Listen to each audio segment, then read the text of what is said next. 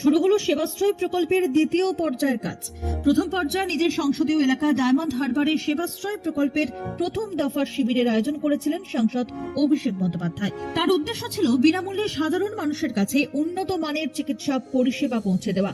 প্রথম পর্যায়ে ব্যাপক জনপ্রিয়তার পর এবার জনমুখী প্রকল্পের দ্বিতীয় পর্যায়ের কাজ আরো বৃহৎ পরিসরে শুরু হলো।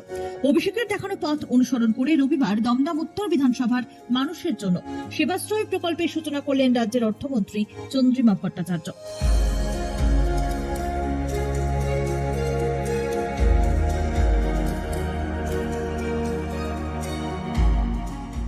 এলাকার মানুষকে বিনামূল্যে স্বাস্থ্য পরিষেবা দেওয়ার লক্ষ্যেই উদ্যোগ, এমনটাই জানিয়েছেন রাজ্যের মন্ত্রী। না, আজকে আমরা যেটা এখানে করছি সেটা আমাদের এই রাস্তাটা দেখিয়েছেন আমাদের মাননীয় সাংসদ অভিষেক বন্দ্যোপাধ্যায়। আমরা স্বাস্থ্য শিবির অথবা রক্তদান শিবির এগুলো আমরা সবসময় করে থাকি, কিন্তু সবকিছু এক জায়গায় এবং টানা কিছু সময় ধরে করা, সেটা সেবাশ্রয়ের কর্মসূচির মাধ্যমে ডায়মন্ড হারবার লোকসভা কেন্দ্রে সাংসদ হিসেবে অভিষেক বন্দ্যোপাধ্যায় করেছে। প্রথম পর্ব হয়ে গেছে, দ্বিতীয় পর্বও চলছে। আমরা সেই সেবাশ্রয়কেই অনুসরণ করে আমার বিধানসভা কেন্দ্র 110 দমদম উত্তরে 54টা ওয়ার্ড আছে। এই সেবাশ্রয়ে ক্যাম্প করে, হেলথ ক্যাম্প করে এবং তৎক্ষণাৎ তাদের যা যা করণীয় সেগুলো বলে দেওয়া, পরবর্তীতে আবার তাদের যা যা করতে হবে সে তাতেও সহযোগিতা করা, এই সব কিছু নিয়েই সেবাশ্রয়ের ক্যাম্প, যেখানে সরকারি ব্যবস্থার সুযোগও মানুষ পাচ্ছেন, আবার বেসরকারি যারা হাসপাতাল অথবা অন্য কোনো ক্লিনিক আছেন তারাও কিন্তু এখানে এসেছেন। কারণ সরকার মনে করে যে সরকার সম্পূর্ণ বৃত্তটা তখনই পূর্ণ করতে পারে যখন সরকার এবং বেসরকারি ব্যবস্থা একসাথে কাজ করে। তো এখানে আমাদের সবাই আছে এবং মানুষ এখানে, আমরা এই আমার বিধানসভা কেন্দ্রে 54টা ওয়ার্ড আছে। এই 54টা ওয়ার্ডকে আমরা 19টা ক্লাস্টারে ভাগ করেছি এবং এই 19টা ক্লাস্টার দিয়ে আমাদের প্রথম দফায় সমস্ত ক্লাস্টারেই প্রতিদিন চলবে কোথাও না কোথাও আমাদের এই সেবাশ্রয়ের ক্যাম্প চলবে।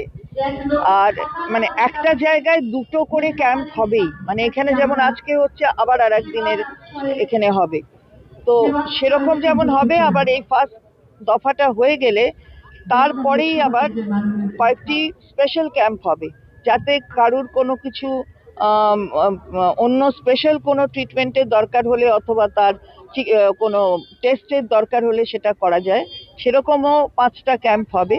তাছাড়া পরে চোখের আলো ক্যাম্প, সেটাও 5টা হবে।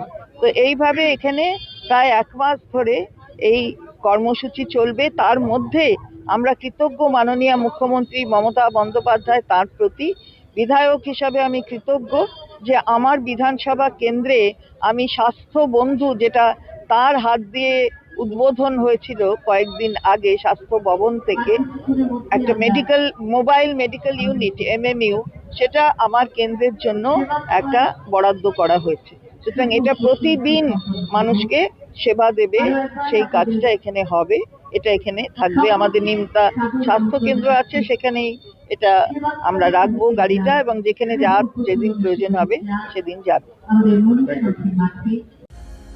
জানা গেছে উত্তর দমদম বিধানসভার অন্তর্গত উত্তর দমদম এবং নিউ ব্যারাকপুর পৌরসভা মিলিয়ে 54টি ওয়ার্ডকে 19টি ক্লাস্টারে ভাগ করা হয়েছে। এই 19টি জায়গায় প্রাথমিক পর্যায়ে 38টি ক্যাম্প করা হবে। এরপর 5টি বিশেষ ক্যাম্প সহ চোখের আলো নামে আরো 5টি ক্যাম্প হবে। প্রতিটি ক্যাম্পে স্বাস্থ্য পরীক্ষা, বিনামূল্যে ওষুধ বিতরণ সহ বিশেষজ্ঞ চিকিৎসকরা রোগী দেখবেন। কোনো রোগীর অস্ত্রোপচারের প্রয়োজন হলে তারও ব্যবস্থা করা হবে।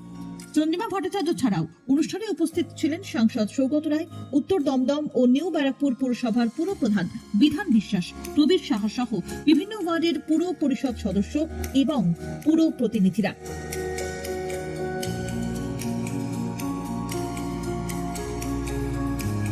চলতি বছরের 2 জানুয়ারি থেকে ডায়মন্ড হারবারে পথ চলা শুরু হয়েছিল সেবাশ্রয়ের।